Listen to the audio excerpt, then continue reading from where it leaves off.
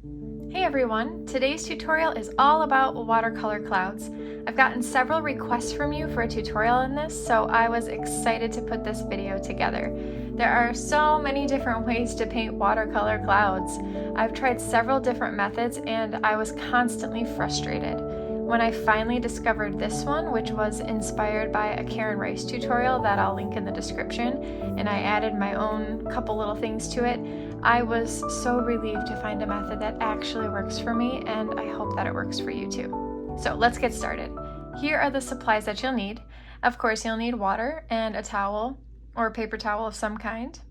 You'll need watercolor paper, preferably 100% cotton, 140-pound cold press. This is just a scrap piece of paper that I had, so feel free to grab any size paper that you would like for this tutorial. The paint colors I'm using today are Ultramarine, and I have a little bit of Cerulean here, and I mixed them in with each other a little bit. We'll explain why that is soon.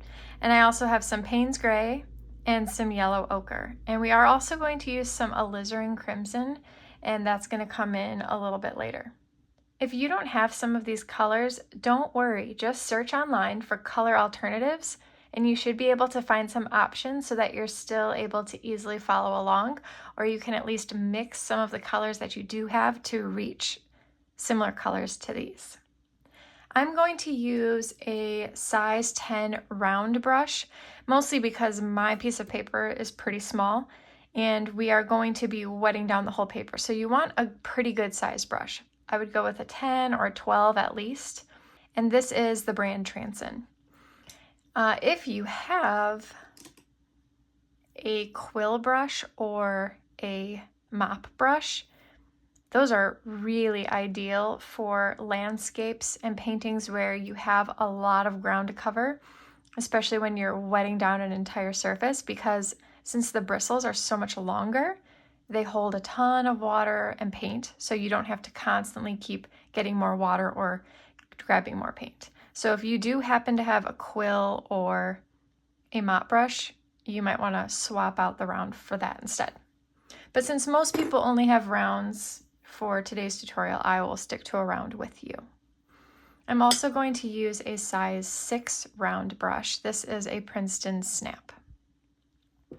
And lastly, this is the secret piece to making beautiful watercolor clouds: a damp tissue. Believe it or not, I find that toilet paper works the best for me just because it's so soft, but you could probably use paper towel too. You don't want it to be dry, but you don't want it to be soaked. You want it to just be barely damp. So you can see, like, this is wet, squished it all together and wrung it out. It's not dripping. Okay, before we start, let's look at some reference photos of skies with clouds just so we can kind of pick out some similarities so we understand how we're going to lay out this painting. You'll notice that the top of the sky is darker, and the closer the sky gets to the horizon from the perspective of the image, it gets lighter. So that's why we have a darker ultramarine fading into a lighter cerulean on our palette. So the top part of our sky is going to be darker, and as we work our way down, it's going to be lighter. You'll also notice that since this is going to be a daytime scene, the sun is above the clouds. So the tops of the clouds are bright white and the bottoms of the clouds have shadows. If we were painting a sunset scene, it would be the opposite, because the sun would be down low below the clouds. So the bottoms of the clouds would be a little lighter color, and the tops of the clouds would have the shadows. Lastly, you can see that the clouds higher up are bigger, and the closer we get down to the horizon, the clouds get smaller. So if we can mimic this perspective, it will make our painting look much more realistic. Now that we've got our supplies, let's start painting. I've taped my paper down with framing tape. This will give our painting a nice crisp white border and also hold our paper down so that it doesn't buckle and curve quite as much, because we are going to be wetting it down all of the way. As long as you're using paper that's at least 140 pound, you'll be just fine. Your paper might bend a little bit, but it usually flattens out some after it dries. The higher the weight of your paper, the less likely it is to buckle and curve. So if you're using anything less than 140 pound, landscapes and paintings where you're doing a lot of wet on wet work are going to be much more difficult because the paper just can't handle it. The first step is to wet down the entire area where our sky will be, which in this case is going to be the whole painting. I'm going to use the size 10 round brush, and we are just going to completely cover this paper with water. We're having some thunderstorms right now, so you might hear some of that in the background. Now we want this to be all wet. However, we don't want it to be soaking wet to the point where water is pooling up, because then our paint will start to pool up there as well, and it will dry and make hard bloom edges, which we do not want for today. So if your paper is ever too wet, you can just grab that same damp paper towel that we're going to use later and kind of blot up the edges where it's overly wet. Go over it with a damp brush and even it all out.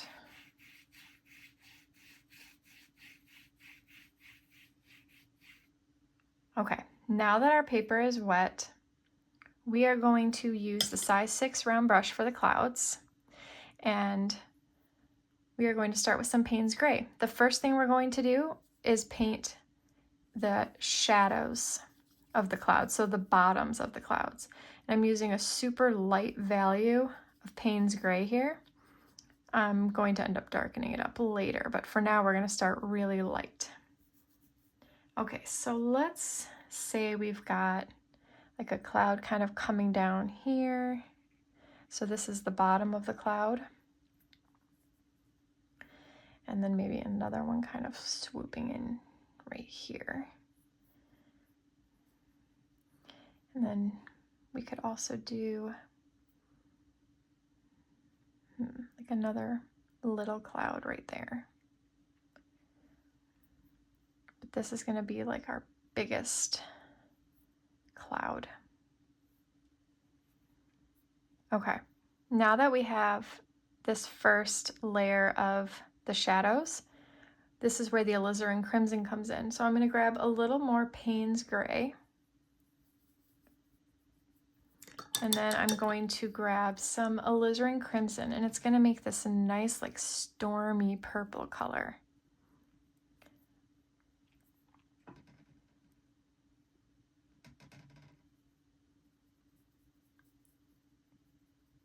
And I'm going to water it down a little bit just so it's not too dark, but you can see it's got like a nice little purple to it. And I'm just going to add that in there to the shadow parts of my clouds, just to add in a little bit more color.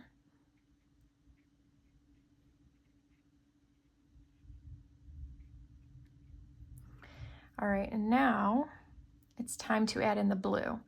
Switching over to the larger brush, starting at the top, so I'm going to grab the Ultramarine, and we're going to try to kind of paint around where our clouds are going to be, but it doesn't have to be perfect because we have a damp tissue that is going to save the day for us. So I'm just very loosely painting around where I think my clouds are going to be. And as I'm working my way lower, I'm grabbing more of the Cerulean.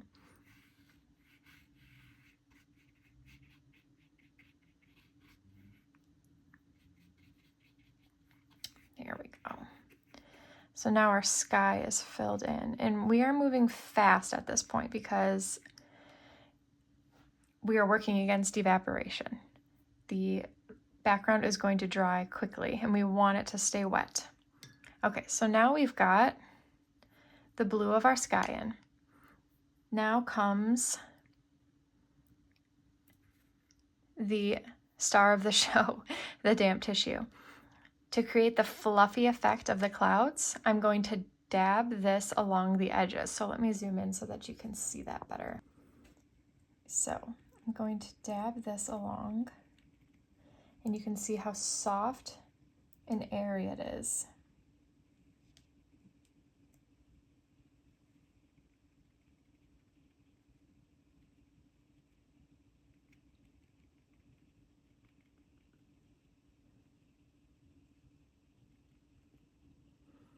And then same down here.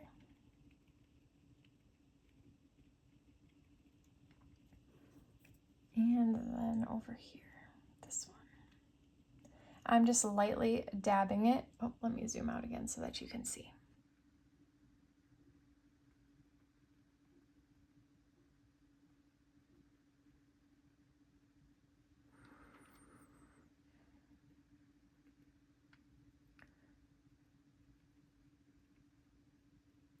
So we're using a damp tissue instead of a dry tissue because it's much more forgiving. A dry tissue would soak up all the water off of the page as well as the paint and make it all dry. So then if we wanted to go back in and add more, it would be dry, so the colors would not flow and blend as well. Because it's damp, it just barely lifts off some paint. It doesn't completely dry out our paper. There we go. So now we have some nice little wispy clouds. Now it's time to add in the details to make the clouds look fuller. So I'm back to using my size 6 brush, and let's pretend like our sun is over this way. I'm going to throw in some yellow ochre on the right sides of the clouds so that it kind of looks like the sun is bouncing around in the clouds, the sunlight is.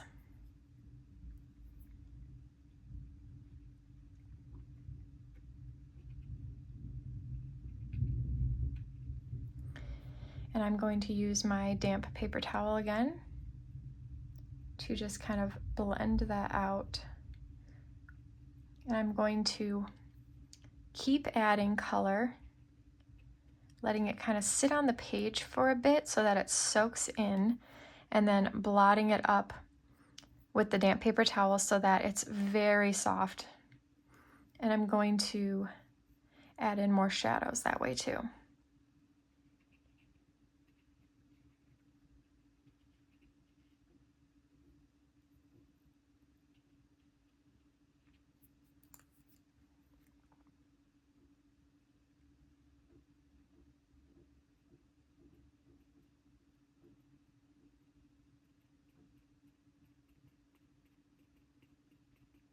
And the nice thing about using the paper towel is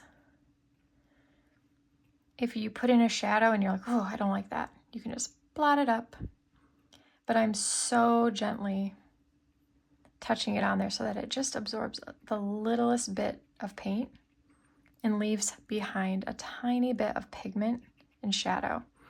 So we're at the point now in our clouds where it's really up to you. You're just throwing in color where you want, seeing how it looks, damping it and softening it up until your clouds have the look that you want.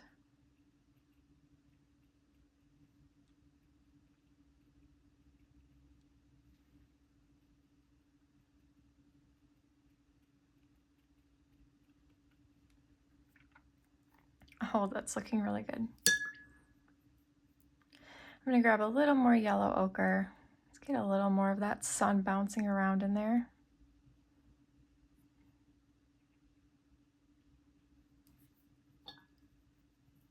It's just so cool watching them take shape.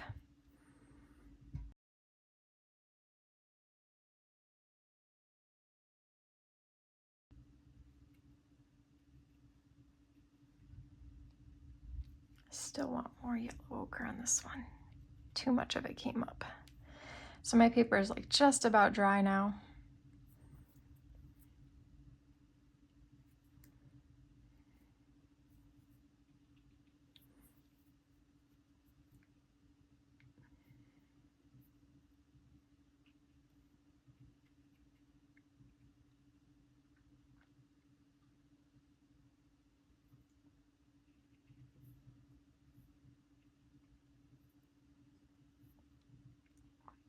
Again, I'm letting that pigment soak in on the paper a little bit before I blot it up.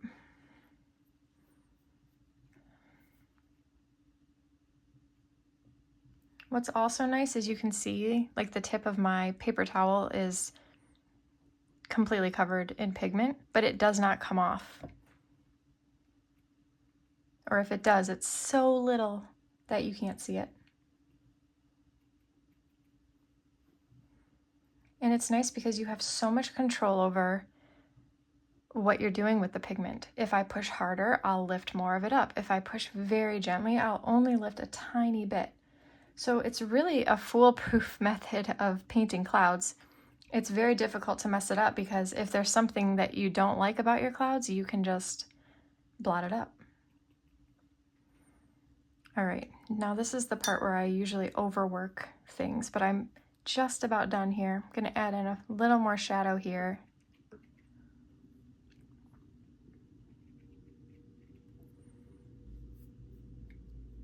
And I want a little more yellow ochre.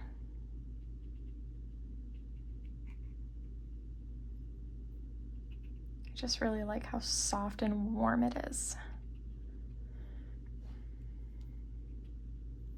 Okay, I'm gonna let that sit for a minute and then I think I'm going to be done.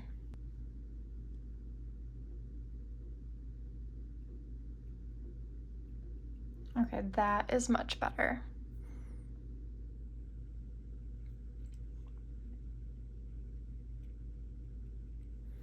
Because I let the paint sit on there a little longer, it's soaked into the paper more, so you can see a lot more of that yellow ochre, and that's exactly what I wanted.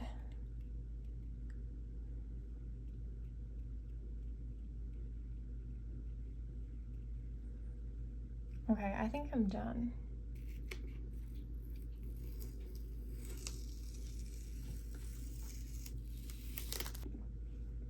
Okay, so I've zoomed in here so you can see the details of the clouds much more easily, but I'm done. These are my clouds. We followed the rules.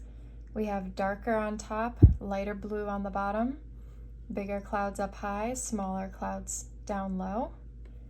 So now we have some beautiful clouds that are perfect for any landscape scene. I really hope that this tutorial was a breakthrough for you if you've been struggling to paint clouds like I was for the longest time. If you have any questions, leave them below, and I'll be sure to see you in the next one.